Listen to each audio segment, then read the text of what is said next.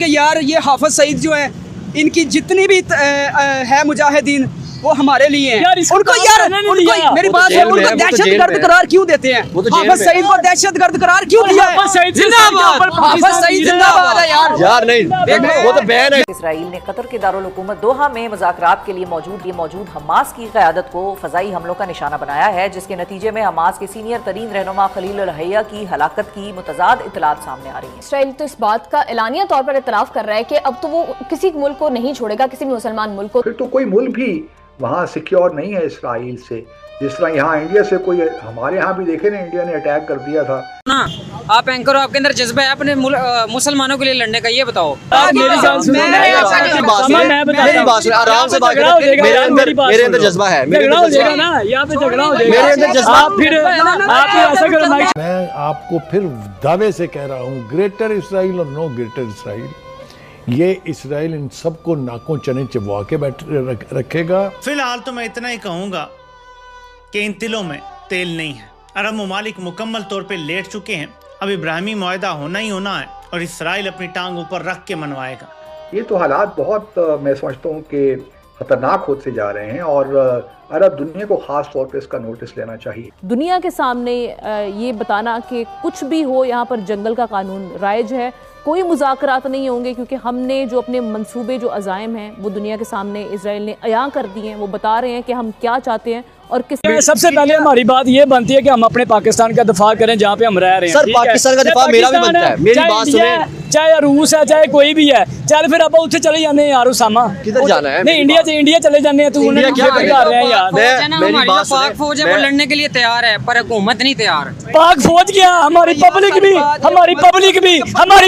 लड़ने को तैयार है। पाक फौज जिंदाबाद। चाचू जरा मेरी बात सुनो, एक जो काली भेड़ें बैठी है ना, वो कुछ नहीं करने देती। जो उनको हमारे सवालों का तो पहले जवाब दे देना। मेरा जो पॉइंट ऑफ व्यू है ना, मेरी तो बात सुने। मेरा पॉइंट ऑफ व्यू है कि हम टेक्नोलॉजी के ऊपर, एजुकेशन के ऊपर, अपने मुल्क की बेहतरी के ऊपर काम करें। अगर हमारे मेड इन पाकिस्तानी चीजें बनाए, अगर हमारे मुल्क की इस तरह तरक्की होगी तो हम बेहतर कर सकते हैं। इस तरह प्रमोट करते हैं यार 10-15 बंदों की वजह से। एक मिनट, ऐसी टेक्नोलॉजी का कोई फायदा नहीं अगर हम अपने मुसलमानों के लिए नहीं लड़ सकते। सब कुछ पाकिस्तान में बनता है। कहाँ से पहने? पाकिस्तान में बनता है। तैयार हुई है, इधर तैयार हुई है। मेड इन पाकिस्तान है ना, मेड इन पाकिस्तान। अगर यही मेड इन पाकिस्तानी चीजें हम बनाएंगे तो क्या हमारे मुल्क की तरक्की हो सकती है? फिर हम जब 10-15 बंदियां दी वियां तो ना अपना पाकिस्तान दी ते इंडिया दी लड़ाई चलती भी 10-15 बंदियां दी वियां। मैं अब बताता हूँ, मैं गिनवाता हूँ। ये पॉलिटिशियन हो गई, जितने भी गवर्नमेंट के नुमाइंदे हो गए, करिंदे हो गए और कोऑर्डिनेटर हो गए, इनकी वजह से तो हमारे लड़ाई झगड़े नहीं खत्म होते। समझो इंडिया में कितनी आबादी है आप बताएं? 1.5 अरब। पाकिस्तान में कितनी आबादी है? पाकिस्तान में 26 से 27 करोड़ है। तो ये 10-15 बंदे ही आपस में लड़वाने पे तुले हुए। हम इंडिया को गलत कह रहे हैं, सारा इंडिया गलत हो गया यार। वहाँ पे हमारे पाकिस्तानी भी बसते हैं, हमारे पाकिस्तानी भी वहाँ बसते हैं। अगर मेरी बात पाकिस्तान में इंसाफ नहीं होता। ये रात को हमने केले लगाए हुए थे उधर, वो कमेटी वाले आए, हमारा सारा सामान भी उठा के ले गए हैं। ये 1500 का शेल है खाली, ये 18 शेल भी ले गए हमारे। ये छापा किलो का था वो भी ले गए, हमारे कपड़े दवाई सब कुछ उसमें था। ये इंसाफ हो रहा है पाकिस्तान में? ये कैसा इंसाफ है यार? जब तक अपने मुल्क को नहीं ना सही कर सकते तब तक किसी की सपोर्ट नहीं कर सकते। वो अपना आप तो मुझे बॉर्डर पे लेके जाने के लिए तैयार हैं जाने के लिए। तो भाई आप नहीं समझते कि हम माइक वगैरह मुझे दें, आप चलें, हम आपके पीछे आ। मेरी बात सुने, मैं जाना ही नहीं चाहता। मैं तो यहाँ पे रहकर मुल्क की तरक्की करना चाहता हूँ। भाई मैं चाहता हूँ कि पीस से मामला था लो, पीस से। मेरी आप लोग ज्यादा हाइपर हो रहे हैं। मेरी बात आपने कहा है कि मैं यहाँ पे खड़े हो गए जो है कि उनका सोच रहा हूँ, उनके लिए अपने मुल्क का सोच। भाई नहीं सोच रहे आप मुल्क का, कोई भी नहीं सोच रहा। मेरी बात सुने, आप कह रहे हैं ना मैं इधर रह के करना चाहता हूँ। एक मिनट यार, एक मिनट सर, मैं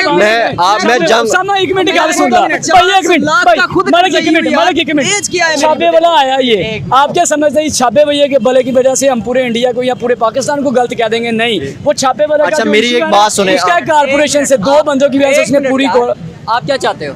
मैं ये चाहता हूँ कि हम अपने मुल्क में रह के पीस के साथ, मुल्कों के साथ ताल्लुकात अच्छे करके हम अपने मुल्क में एजुकेशन पे काम करें, टेक्नोलॉजी पे काम करें, मेड इन पाकिस्तान तो हम इस तरह बेहतर कर सकते हैं। ऐसे हो जाएगा, ऐसे हो जाएगा। फिर क्या जंग से हो जाएगा? अच्छी चीज पाकिस्तान में बनती है ना, वो बाहर जंग से जो कुछ हो जाएगा वो तो जो चीज देखो ना, बहुत कुछ हो जाएगा। जो मुझे बताए ना, इस टाइम हम ही है जो फलस्तीन और इजराइल की जंग चल रही थी, हम रुकवाने के चक्कर में कि यार जंग रुक जाए। उसके अलावा भी जिधर इस्लामी मुल्कों की ताकत मतलब लड़ाई हो रही है, हम कहते हैं कि यार जंग रुकनी चाहिए। जंग किसी मसले का हल नहीं है भाई, जंग करना चाहिए, मुसलमान के खिलाफ खड़े होना चाहिए। वो खिलाफ तो खड़े होना चाहिए, वो जहाद इस्लाम में जायज खड़े होना चाहिए। एक मिनट आप यार, हिंदू एक मिनट यार, एक मिनट मुसलमान को चाहिए, मेरी बात सुनो, मुसलमान को चाहिए आप सही तरीके से इस्तेमाल भाई। क्या करना है मेरी बात सुनो, इस्लाम में जब जहाद को फर्ज बना दिया गया कि ये जहाद करना है, तो ये मुसलमान क्यों डरते हैं? मैं हलफ देता हूँ कि यार ये हाफिज सईद जो है, इनकी जितनी भी है मुजाहिदीन,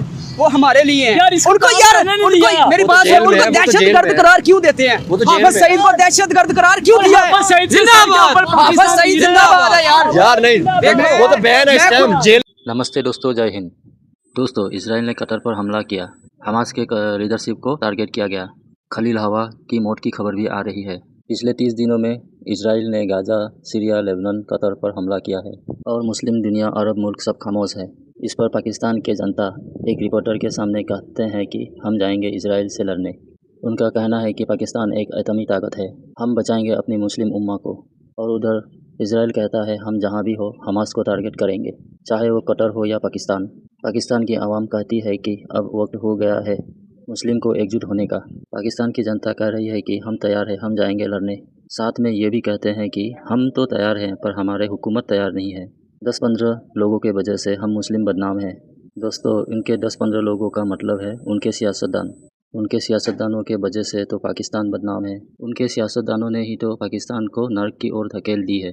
पाकिस्तान के सियासतदानों ने ही तो आतंकवाद को बढ़ावा दिया और अब उनके अवाम भी उनकी सपोर्ट कर रहे हैं। दोस्तों, पाकिस्तान के लोगों ने आतंकवादी हाफिज सईद जिंदाबाद के नारे भी लगाए। अब उनके लिए हाफिज सईद एक रोल मॉडल है। सही भी है दोस्तों, इनसे और उम्मीद भी क्या की जा सकती है। तो दोस्तों, चलते हैं वीडियो की तरफ। वीडियो पसंद आए तो एक लाइक और चैनल को सब्सक्राइब कीजिएगा। यार वो जेल के अंदर क्यों दिया उन्होंने? वो मुजाहिद है भाई। अच्छा। वो हमारे लिए खड़ा है, वो हमारे लिए लड़ता है, अपनी जानें कुर्बान करते हैं हमारे लिए। लेकिन हमारे तो यहाँ पे पॉलिटिशियन ने बोला है कि हमने उनको बैन दिया इन्होंने। हमारे तो पॉलिटिशियन ने बोला कि हमने उनको बैन कर दिया हुआ है। यार क्यों किया यार? ये बैन सिर्फ इसीलिए किया है, ये बैन सिर्फ इसीलिए किया है कि उनसे पैसे खाते हैं, ठीक है, और हमारा बंदा अंदर करवाते हैं, ये उनसे पैसे खा गए। आप एक मिनट, आप ये कहते हैं ना मैं इधर रह के तरक्की करना चाहता हूँ, इधर रह के तरक्की। जब तक बंदा घर से कमाने ना निकले तो वो कमा के कैसे लाएगा? जब तक हम निकलेंगे नहीं, जब तक हम अपने मुसलमानों तो मुल्क के अंदर है ना, हम घर से तो निकले हुए मुल्क के अंदर है ना। ये मेरी बात सुनो, इनके अपने बच्चे महफूज बैठे हैं, खुदा की कसम अगर इनके बच्चों के ऊपर कोई जुल्म कर रहा हो, इन्होंने खुद हाफिज सईद को कहना है कि हाफिज साहब अल्लाह का वास्ता है अपनी टीम को निकाल, आप खुद बाहर आओ। इन्होंने खुद हाफिज सईद को बाहर निकाल। यार भाई मेरी बात सुन यार, आओ फलस्तीन चलिए यार। आप मुझे फलस्तीन लेके जाने के लिए चलो चलिए, आइए गवर्नमेंट जाना कैसे है? जाना कैसे है? नाज़रीन, ये कैमरा चले फलस्तीन, मैं खुद जाऊंगा, ये कैमरा बंद नहीं होगा, खुदा की कसम।